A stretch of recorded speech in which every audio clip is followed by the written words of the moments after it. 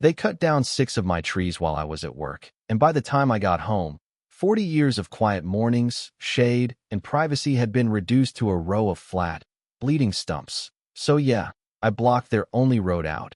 And if that sounds extreme, just give me a minute, because nothing about that day was normal, and nothing that followed was accidental. I was halfway through a regular Tuesday, nothing special, answering emails, sipping bad office coffee, when my sister Claire called me around noon. And Claire doesn't call in the middle of the day unless something's wrong.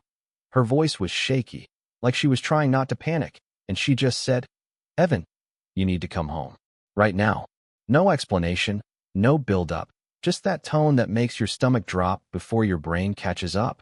I grabbed my keys, told my boss something vague about a family emergency, and drove faster than I should have, cutting through side streets, running one yellow that probably leaned red. The whole way home, I kept thinking maybe it was a break-in, or a fire, or something with the house. I never once thought about the trees. I turned onto my road, slowed down out of habit, and then I saw it. And for a second my brain just refused to process what I was looking at, the eastern edge of my property, where 6 old oak trees had stood longer than I'd been alive, was just empty. Not thinned out, not trimmed, gone, clean cuts, low stumps, sawdust still scattered like fresh snow. It looked surgical, intentional, final. I pulled into the driveway and just sat there for a second, engine running, hands on the wheel, like if I didn't move, maybe it would reset, maybe I'd blink and they'd still be there, but they weren't. Claire was standing near the porch, arms folded tight, like she'd been waiting for me to confirm it was real. "They came this morning," she said. 2 trucks, chainsaws. "I thought you hired them." I didn't answer right away. I just walked toward the edge of the yard, each step feeling heavier than it should have. I reached one of the stumps and crouched down, ran my hand across the surface. Fresh cut, smooth, still damp. You could count the rings if you wanted to, decades of slow growth erased in a few minutes. And that's when I noticed the business card tucked under my windshield wiper, small, white, clean print. Summit Tree Company, with a phone number underneath, like they were proud of it, like this was just another job.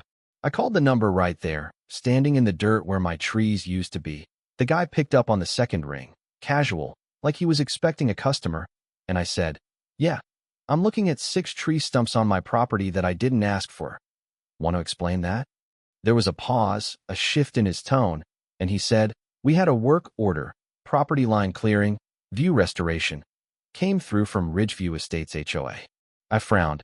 "I'm not part of Ridgeview Estates." Another pause, longer this time. "You're not?" "No," I said, slower now. "I've never been part of any HOA." You could almost hear him thinking through the implications. Then he said, "Let me check something and call you back." He hung up before I could say anything else. I stood there for a while after that, just looking at the empty space. And if you've never had something like that taken from you, it's hard to explain. It wasn't just trees. Those oaks were part of the rhythm of the place. They blocked the afternoon sun, kept the soil cool, gave birds a place to nest. They made the property feel like mine. And now there was just open air where there used to be life. My land sits just below a development called Ridgeview Estates. It went up about 5 years ago. All big houses, clean lines, glass balconies, the kind of place where people don't just buy a home. They buy a perspective, literally. Every listing mentions unobstructed valley views, like it's a personality trait. And my trees, yeah, they sat right in the line of sight for a few of those houses. I didn't think much of it when they first built the place, figured if someone wanted a perfect view, they should have bought the land that came with it. But apparently that's not how some people think. I walked the property line that afternoon, slower this time, noticing things I hadn't paid attention to before. The slope, the angle, how the hill above looked down into my yard, and how cleanly those trees had been removed. Like someone had planned it, measured it, approved it. By the time I got back to the house, my phone rang, unknown number. I picked up. "Is this Evan Carter?" a man asked, voice smooth, practiced. "Yeah. This is Daniel Brooks. I'm the president of Ridgeview Estates HOA. I understand there's been some confusion regarding the tree removal this morning." Confusion, that word stuck with me. Like this was a scheduling error, not the removal of 40 years of growth. I said, "You had trees on my land cut down." He cleared his throat lightly. "We were under the impression those trees were located on common use land adjacent to our development." We relied on a survey provided during construction. I let that sit for a second, then said, "Well, your impression is wrong." Another pause. Then he shifted tone, slightly more formal. "In any case, we're prepared to cover the cost of removal." I actually laughed at that, not because it was funny, but because it was so completely off. "The cost of removal?" I said. "You mean the cost to destroy something that took 4 decades to grow?" He hesitated, just long enough to tell me he hadn't thought that far. "We can discuss reasonable compensation," he said finally. I looked back out at the stumps, the empty sky behind them, and something in me settled. Not anger exactly, something quieter, colder. "Yeah," I said, "we should definitely discuss something, just not what you think." I didn't tell Daniel what I meant. Not yet. Because the truth is, I didn't fully know myself. Not in that moment. I just knew that whatever reasonable compensation meant to him, it wasn't going to come close to what had just been taken from me. And more than that, it wasn't just about the trees anymore.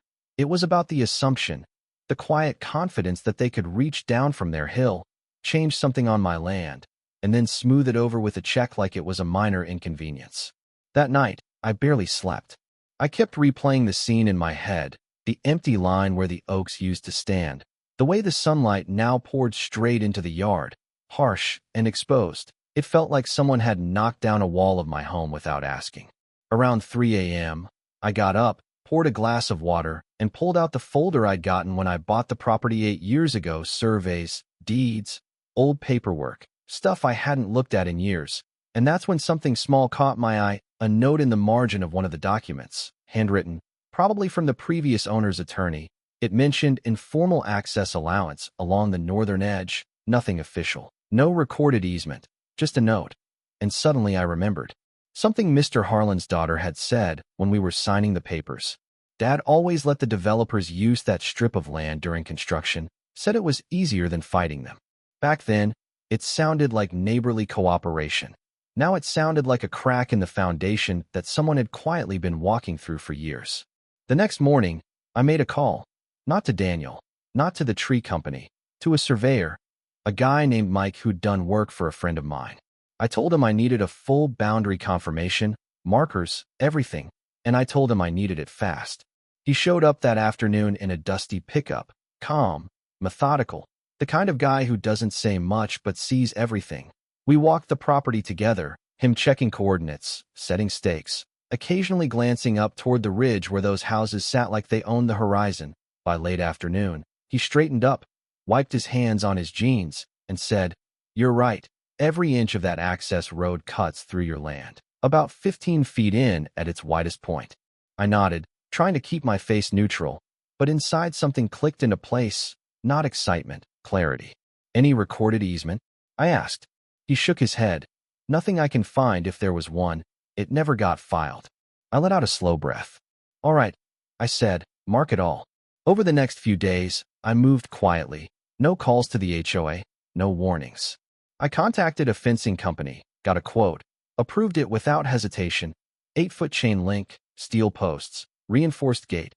Nothing decorative, nothing subtle, functional, solid, undeniable, the kind of barrier that doesn't ask for permission. The crew started early Monday morning. The sound of post drivers and metal clanging carried up the hill, and I remember thinking, they can probably hear this from their kitchens, probably wondering what's going on, or maybe not. Maybe they were too busy enjoying their unobstructed view.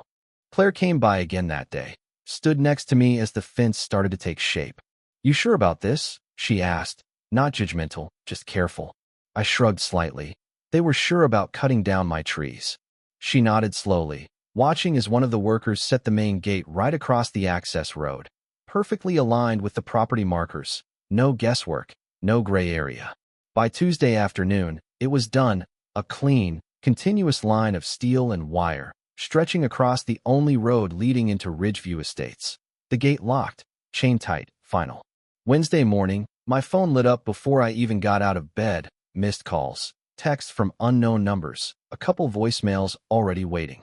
I didn't listen to them right away.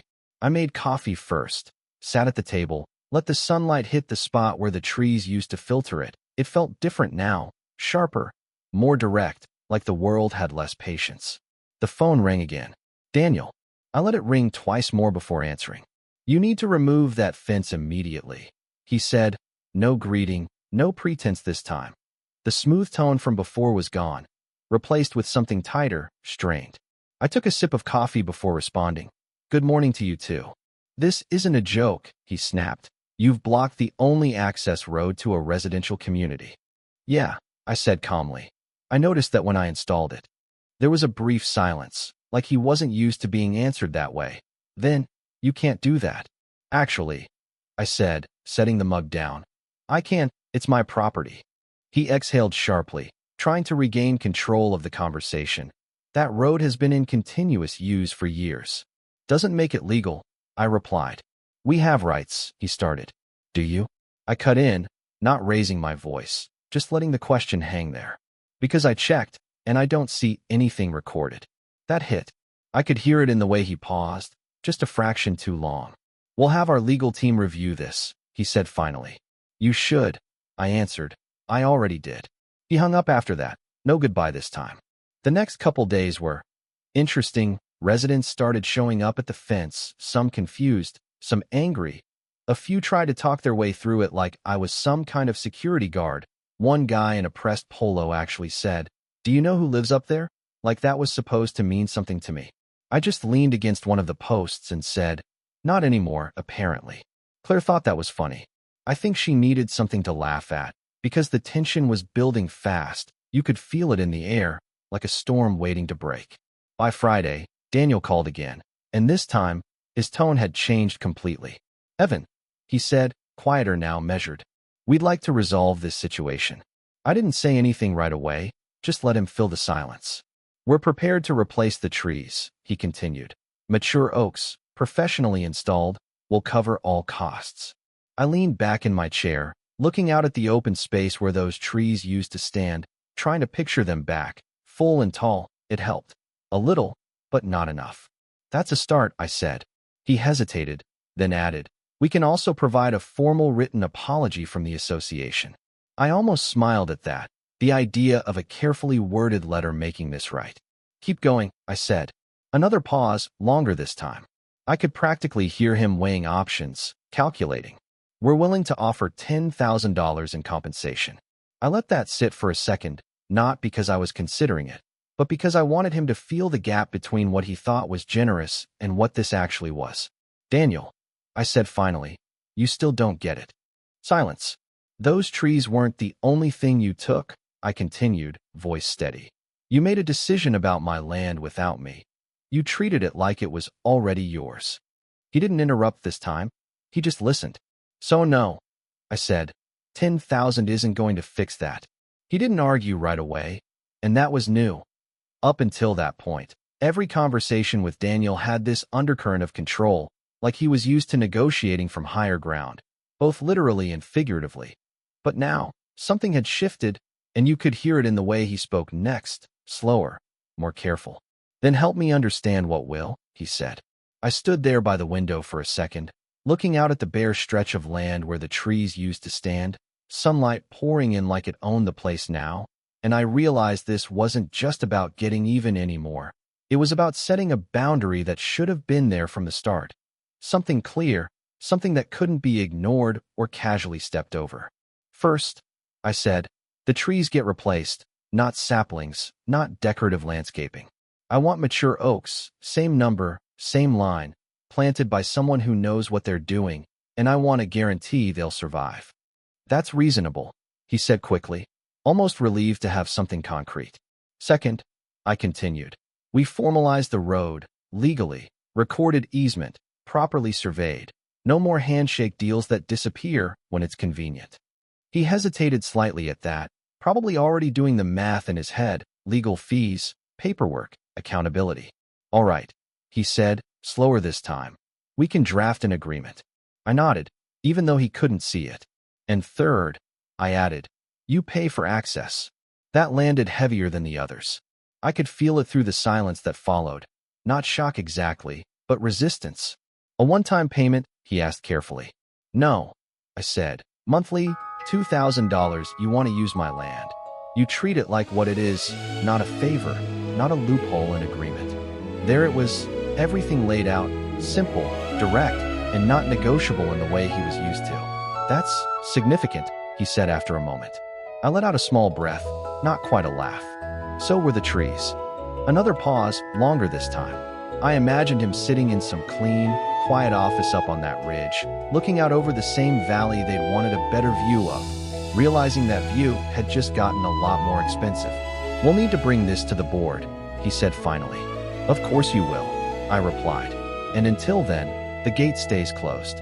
We ended the call there.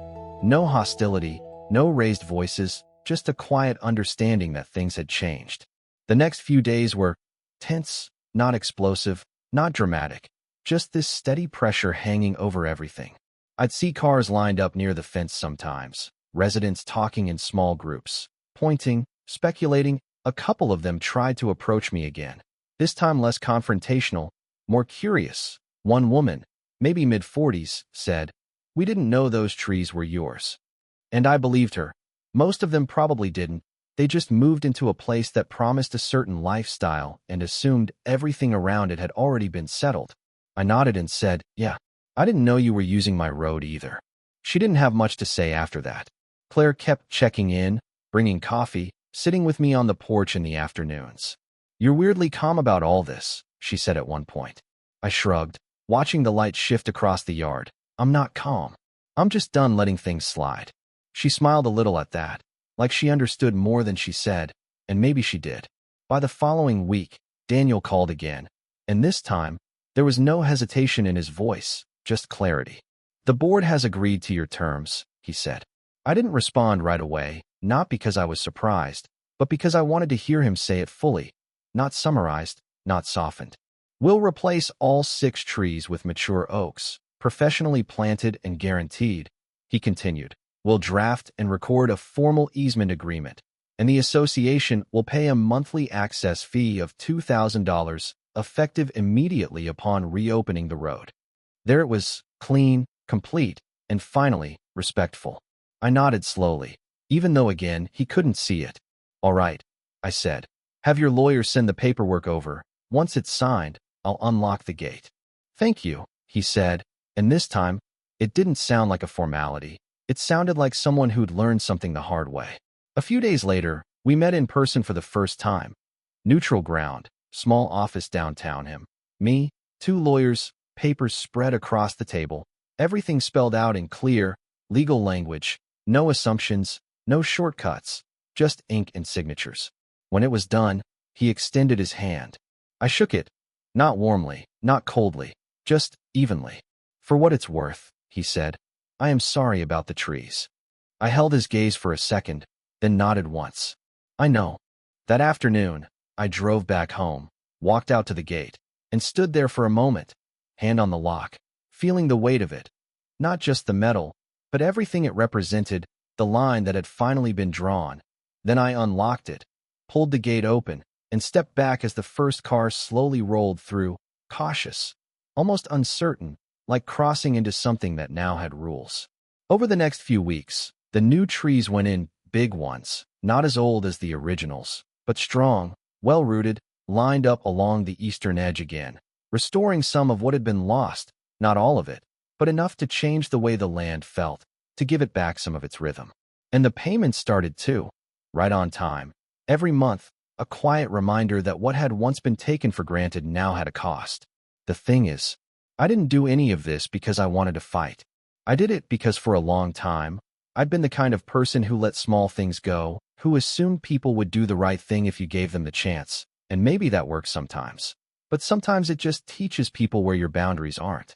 And here's the part one still think about, the part I'm not entirely sure about. If I hadn't put up that fence, if I'd just accepted their first offer, taken the money, let it go, would they have ever really understood what they did? Or would it have just been another line item in a budget, another quiet decision that cost someone else something real? I don't know. And that's why I'm curious what you think. Was I justified in blocking that road, or did I go too far to make a point?